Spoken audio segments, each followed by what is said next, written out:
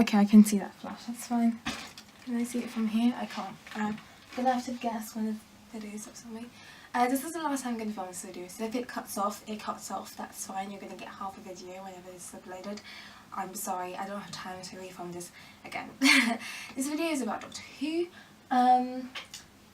Like I said in the first time, which you won't know about because I'm only ready on this. Sorry about the mess in the background, you find it messy. I don't think it's messy, it's just a few things on the bed. It's not like I've got like all this stuff here, but because my bed doesn't have nothing on it, you may find it messy. Sorry about that. Now, on with the video, because I don't have a lot of time. I've got to be quick. I have just got this on charge for a bit, and then I want to go out and get myself some cornflakes. So I won't be going to Lidl because Lidl closes at 9 PM.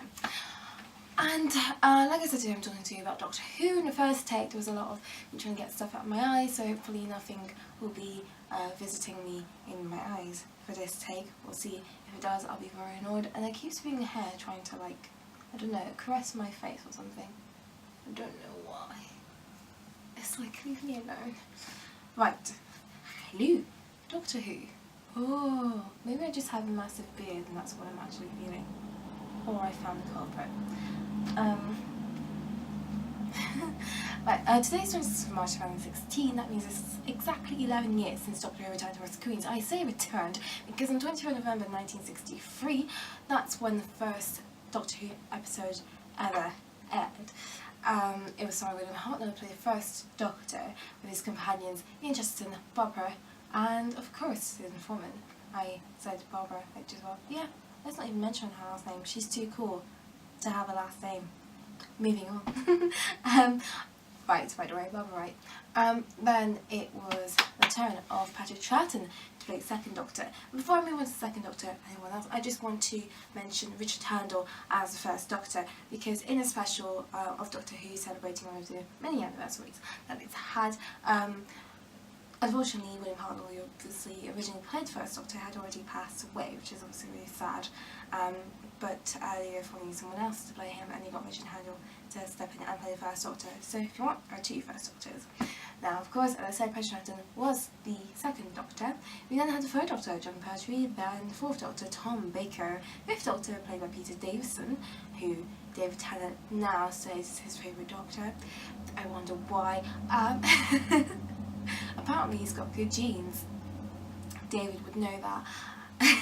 Would know if that's true or not. His sixth Doctor is played by Colin Baker, who is a lovely person. And the seventh Doctor is played by the one, the only, Sylvester McCoy. Then 1989, no more Doctor Who after that. And I did a Doctor Who documentary called Doctor Who Effect. It's on this channel. You can have a browse around on my page and find it that way if you want to watch it. I wasn't very good at editing it. By that I mean it's much longer than I wanted it to be, which means that it feels quite slow and draggy, unfortunately, when you're watching it. But there's a story in there and everyone had really interesting things to say, which is why I sucked at cutting things out. But I need to get better at that, obviously. What I found while interviewing people was it wasn't acts per se. Like, you know, when some of us, you maybe you are who is watching this, you are, I don't know. Person watching this, hi. You may watch Merlin, you may not have watched Merlin ever in your life, but if you did watch Merlin, you'll know that we were halfway through season 5, series 5, whatever you want to call it. Boom! By the way, we're not going to bring it back anymore. Harsh. We're halfway through the series. However, at least they told us what happened with Doctor Who was they didn't actually say we're acting it. It's sort of like, oh, I'll come back next year, actually a year after etc. until 1996 it actually did come back finally with the help of some American, you know, teaming up. And we had Paul McGann play the 8th Doctor, who once told me that I have a beautiful face. Thanks, Paul. Then, 2005, obviously after another hiatus, Christopher Eccleston played the 9th Doctor, and that was it. Rose had me, and I have been 11 years a Whovian ever since, going through David Tennant as the 10th Doctor, Matt Smith as the 11th Doctor, and Peter Capaldi as the 12th Doctor. Doctor Who is more than just a TV show to many other people. I was once on set filming something, probably Casualty, that's what I ever do. Actually, that's not true, I've done other things. but I mainly do Casualty, which is why I think it was on the set of Casualty, but it might not have been. But I was on the set of somewhere, and there was a guy I was talking to who was also an extra, and he said he just doesn't get the whole convention stuff where do people go and like to ask questions. But why? Why would you want to ask people questions? It's like you might be interested, you might not know what goes on, but some people literally just don't get it. Why are people, you know, so happy over just a TV show? The fact is, TV shows aren't just TV shows, they are like any art form, forms of escapism and so much more, like books are, and people are able to relate so much to it, and it's a bit like someone who talked about Dementors in Harry Potter being things that helped her with her through her depression, because Dementors are like, you know, things sucking the life out of you, which is what it felt like her depression was doing to her. Hello, so my camera cut off apparently, so I'm just going to film from here. I don't want it to be too zoomed into my face, otherwise you'll be horrified. But just to finish off really quickly before I go, I really want to go soon. What I was getting on to saying is that obviously Doctor Who is so much more than just a TV show. There's 50 years worth of it, and well, over 50 years of it.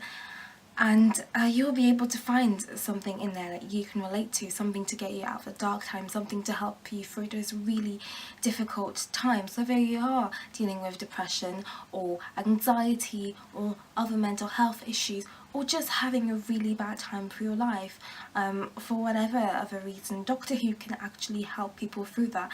And that's why Doctor Who isn't just a TV show, that's why people go to conventions, that's why sometimes people cosplay as a character. And it's not just they've chosen a character to cosplay as, sometimes obviously it will be that, but for sometimes it will be they've chosen that character because that character means so much to them, and they want to be that character for the day when they go to Comic-Con.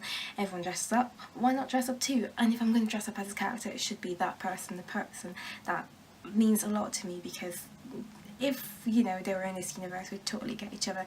So that's what Doctor Who is, and, you know, some people obviously found out about Doctor Who through their parents having tapes in the garage. Not everyone has a garage, not everyone has parents with tapes in the garage for them to like see it that way. But most people would have, you know, started watching Doctor Who with Rose, but some people may have started back in the era of William Hartnell, and some people weren't even born then. Some people may have started with Tom Baker, some people Pertwee, some people started with some Coy, but then that's really sad, you only get one series and then it's axed, you know what I mean? Some people haven't seen the missing episodes because of when they were born, and because obviously they're missing, you can't see them right now. Some people have seen them because they were lucky enough to be around at that time. So, you know, whether you're 11 years a Whovian or 53 years coming up to now a Whovian, or anything in between, or maybe more than 53 years because somehow you knew about Doctor Who before it started and called yourself a Whovian then.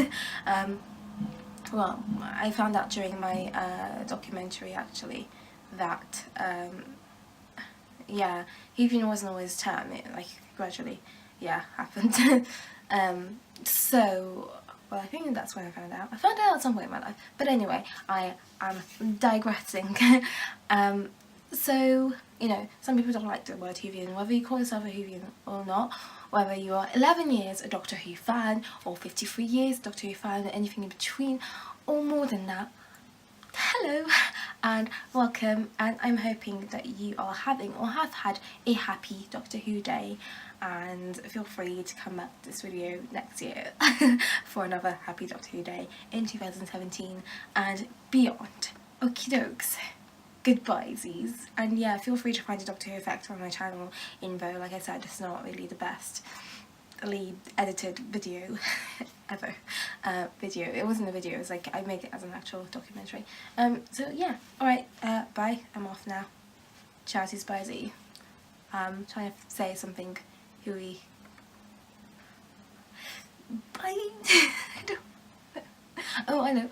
Bye bye. Oh, I love John Sim. Don't you love John Sim? I think John Sim's amazing. Yeah, just John Sim. Should I just do a video on John Sim one day? I'll do it. I will do it. Remind me if I ever forget, because John Sim's amazing.